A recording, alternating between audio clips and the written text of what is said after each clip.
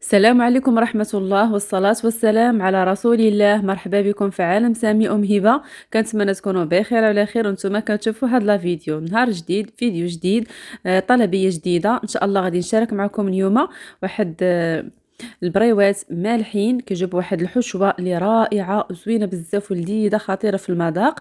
هاد لا كوموند كانت فيها كذلك الفقاس والبهله الغنيين عن التعريف. راني خليت لكم دايره لهم فيديو خاص بالبهله وفيديو خاص بالفقاس. اللي ما شافش لا فيديو يدخل يشوفه باش يستافد. وندوزو مباشره الوصفه ديال المالح ديالنا اللي هي هاد البريواس. هاد الحشوه اللي غادي تقدروا تعتمدوها في بزاف ديال الحوايج اللي غتعمروهم. هنا في هاد المقله عندي بصله كبيره مشلضه، وعندي جوج فلفلات حمرين مشلضين، وعندي تقريبا 10 دراهم ديال شامبينيو نواغ، داك شامبينيو الكحل اللي تيكون يابس. رطبته ودوزت هادشي كامل في الهاشوار، بغيتو يجي رقيق هكا ما يبقاوش طريفات باينين بزاف. شفتوا كيفاش كيجيو؟ صافي غادا نضيف عليهم هنايا تقريبا واحد نص كاس ديال الزيت نباتية مخلطة مع شوية ديال زيت العود وشوية ديال الملحة ماشي بزاف، واحد جوج فصوصة ديال الثومة. انا غادا نديرهم دابا نحكهم نديرهم. وهنا عندي جوج مربعات ديال الشعرية الصينية ديال الروز. صافي كديروا ضرس كبير ولا جوج ضريسات صغار ديال الثومة، كتحكوهم مع هاد البصلة وهاد الفلفلة وهاد الشي ضروري ما يتشحروا معاهم في الاول باش ما تبقاش ديك الثومة مجهده لينا بزاف في الحشوة ديالنا. صافي غنعطيكم جميع المكونات كذلك شحال من حبه غادي تخرج ليا، كذلك الثمن ديال البيع باش غتخرجوا هاد البريوات هادو. كما يمكن لكم ديروهم بسيطلاس او ديروهم هكا سيجارات كيجيو زوينين.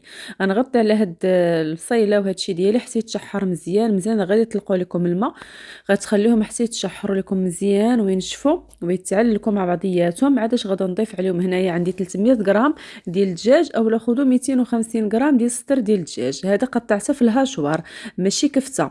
شفتوا الطريفات راه بحال جات مربعات رقيقين بحال الشكل ديال البصلين، القياس ديال البصله وفلفله. كذلك قطعت الدجاج بداك القطع بحال دورت واحد جوج دورات ولا ثلاثه في الهاشوار وضفتو. هنا عندي عصير ديال الحامضه وحده صغيره، ما تكونش كبيره بزاف، لا كانت كبيره ديروا غير النصف فقط. صافي غنبداو في التوابل. عندي هنا معلقه صغيره ديال البزار، عندي جوج معالق صغار ديال التحميره باش كتعطينا اللون وكتعطينا بنه. كذلك غادا نضيف كذلك جوج معالق صغار ديال السكنجبير، ما تكثروش العطريه بزاف باش يبقاو دوك النكهات باينين. بالاخص غادي نسمو بالعطريه ديال البسطيله ديال الحوت مساند الرسمي. فهاد الحشوات كتجي خطيره في المذاق وكتعطي واحد لذه خاصه. هنا ضفت ملعقه كبيره ونصف، يمكن لكم ديروا حتى لجوج معالق على حسب بين الكميه ديال الحشوه اللي درتو. ومقدار ديال ملعقه كبيره عامره ديال صلصه الصوجه. انا هنا ديما كنخدم بالخاسره اللي كتكون فيها النكهه ديال الفطر، كتكون بنينه وكتجي زوينه بزاف في هاد النوع ديال هاد الحشوات هادو. صافي غنخلط المكونات مزيان حتى غينسجموا ليا هاد المقادير كاملين. كما شفتوا الملح راه كديروا غير طريقه خفيفه. مازال غادا نزيد شويه ديال الحار وغادا نزيد قزبر ومعدنوس، يكون المعدنوس كثر من القزبر لان تقريبا صوص الصوجا عندنا مالحه. هذيك العطريه ديال البسطيله ديال الحوت كتكون حتى هي مالحه، كذلك الهريسه كتكون فيها الملوحه. دائما في هذا النوع ديال هاد الحشوات اللي تيكونوا مالحين وداخل فيهم هاد النكهه ديال الحوت ما تكثروش الملحه، او بالاحرى ما ديروهاش حتى الاخر. ملي تذوقوا ديك الساعه راه غتقادوا الذوق ديالكم واش خاصه الملحه ولا لا. صافي زدت انا معلقه صغيره ديال الهريسه. انا هاد الهريسه عندي حامضه اكثر ما هي حاره، ما تكثروش الحار بزاف وكيبقى ثاني على حساب الرغبه ديالكم. ولكن بما انني انا خادمهم كوموند ما يمكنش غادا نديرهم حارين بزاف اكثر من القياس. كنخلي هاد المكونات ديالي كيتشحروا مزيان مزيان حتى كتبقى تبان لي غير ديك الزويته هي اللي في الجناب. صافي كنعرف ان السوائل كلها نشفوا. عندي هنا جوج مربعات كما قلت لكم درتهم في الماء طايب سخون حتى طلقوا، صفيتهم وقطعتهم بالمقص وغادا نضيفهم مباشره على هاد الحشوه ديالي. نخلط مزيان مزيان ونخليهم على جنب. واحد الاضافه ضفتها ملعقه كبيره عامره ديال القشور ديال الكروفات ديال القمر المطحونين. ما صوراتش ليا ولكن للامانه فقط نقولها لكم اللي عندها تديرها باش كتخرج لينا ديك النكهه ديال الحوت. وهاد البريوات كيجيو بالنكهه ديال الحوت وحتى ريحتهم فيها ريحه الحوت، على الرغم انا ما مستعملين لا سمك لا حتى شي حاجه كما كتشوفوا، غير ديك الاقامه والمكونات. يعني كتجيو بحال راه فيهم الكروفات اولا فيهم شي نوع ديال شي نوع من انواع السمك. ولكن راكم شفتوا المكونات نهائيا ما فيهم حتى شي حاجه. المهم اللي عندها هذا القشور ديال الكروفات مطحونين نضيف واحد ملعقه كبيره. صافي هنا شوفوا الحشوه ديالي تبارك الله جات معلكه، واحد الريحه طالعه منها يا سلام، يعني وجات بنينه بنينه بنينه بزاف. يعني هذا راه تعمروا بهم غير مسمنات عاديين ديال الفران، تعمروا بهم هكا دي سيجار، تعمروا بهم بسيطلات كيمشيو في البلاطو كيجيو حتى هما غزالين وكيجيو زوينين بزاف. انا السيده بغات بريوات تحت الطلب ديالها، غادا نصايبهم على شكل بريوات. صافي غنخلي الحشوه ديالي كتبرد ليا تماما مزيان، خاصها تبرد عاد اش غادا نبدا نعمر. هنا عفوا عندي تقريبا واحد كثر من رابعه ديال الورقه اللي كانت عندي ديال البخار، الورقه الكبيره اللي كندير بها البصله الكبيره القياس 45. حيدت ليها الجناب اللي تيكونوا هكا مقشورين كبار تقريبا شي سنتيم ونص، اللي حيدته داير بدوك الجناب وقطعتها على النص كما شفتوا. كناخذ بحال نصف دائره، ديما الجهه الحرشه هي اللي كتكون من جهتكم، هي اللي كتكون فيها الحشوه. الزيت مخلطه بشويه ديال التحميره باش يعطيني اللون، كندهن وكنتني باش ما تجينيش معجنه وتجيني مقرمشه. ولكن صراحه هاد الورقه ديال البخار كتجي خطيره في اي حاجه درتوها، هي اللي ولات معتمده عندي. واللي زوين فيها بزاف انها تقدر لا شاطت لكم ديروها في الكونجيلاتور الوقت اللي تبغيوها كتجبدوها. انا هذه راه ديجا كانت عندي في الفريغو، ملي جبدتها خليتها حتى دابت ديكونجولات صافي وانا كنخدم بها الحمد لله، ما طرطقات ما حشماتني ما والو. بالنسبه للفه او للطيه ديال البريوه راه فحال البريوه الحلوه الصغيره فحال المالحه الكبيره عادي نفس ليا. المهم انايا داتني الهضره، غنعاود معكم وحده اخرى باش غادي يوضح لكم الطي وغادي نتفاهموا مزيان.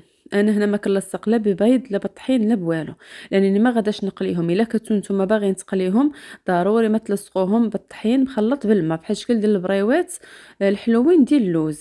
انا غنديرهم غير في الفران. انا كنوريكم هنايا القياس، شو تبارك الله راه كيجيو كبارين تقريبا راه النص ديال اليد.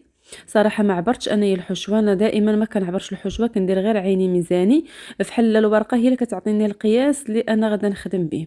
يعني كنبغيها تجيني البريوه ديالتي عامره، كندير كميه في الطرف اللي كيكون لتحت من جهتي وكنتني بحال كنرسم بحال الشكل ديال المثلث كما كتشوفوا وكنتني.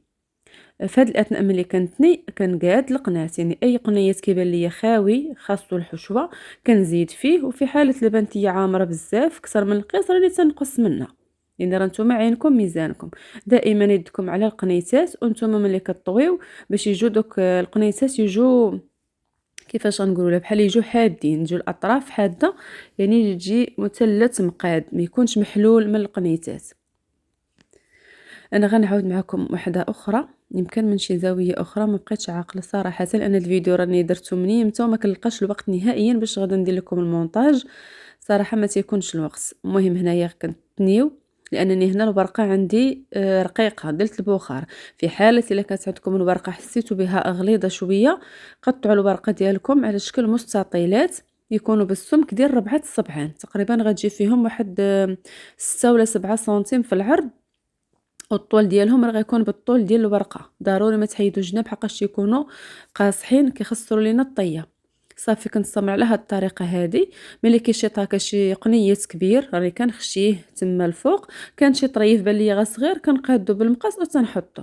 صافي هنايا كملت الكميه اللي عندي كامله، ديك الزويته اللي بقات كندهنهم بها باش كيجيو مقرمشين وكيجيو فحال مقليين.